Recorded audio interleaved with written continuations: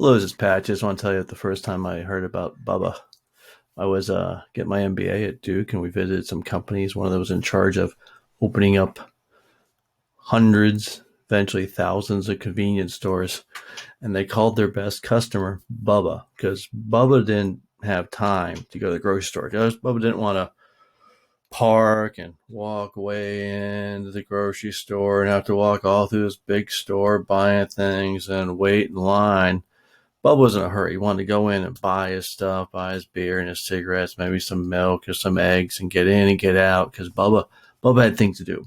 So Bubba didn't care about the price except three things. He cared about the prices of milk, eggs, and bread, and everything else he just bought the regular price. And so Bubba's a reactionary, and he's not thinking big terms. He's not thinking about health. He's just doing it. So you think about the convenience store. I would call it Hack Shack because it's full of hacks.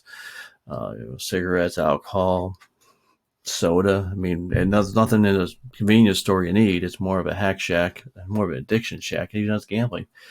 So when I started thinking about health and fitness, and well, what happened was, instead of making fun of Bubba, after a while I realized I was Bubba. I was drinking too much soda and eating a lot of crappy food, and I'd go in a convenience store and stock up on stuff. I would go in to grab some stuff, some sugary stuff at the checkout aisle. Those checkout aisles are called impulse buys. I'd be buying those impulse buys just like so many people did.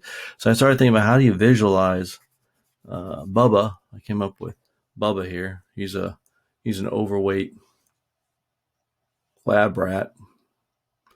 He's a good guy, but he doesn't think too much. He just reacts to what's going on in the maze around him. And it's kind of sad because even though he's a good guy, he's not making good decisions for himself because he's a Bubba.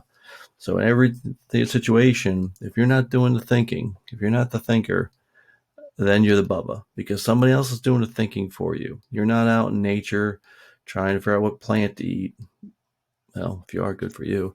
But most of us are not doing that. We're sitting in the grocery store. The grocery store is designed. Every food product in there is designed to increase sales for the companies there and for the grocery store itself. So you are in someone else's maze. You are the lab rat in someone else's maze unless you're doing the thinking. When I realized I was a Bubba, I started thinking about food a lot better. And if you're not doing the thinking, someone's doing the thinking for you. So that's the story of Bubba. He came from that. And I've actually talked to my friends who went into marketing at food companies and companies like that. And lots of them call their best consumer, Bubba.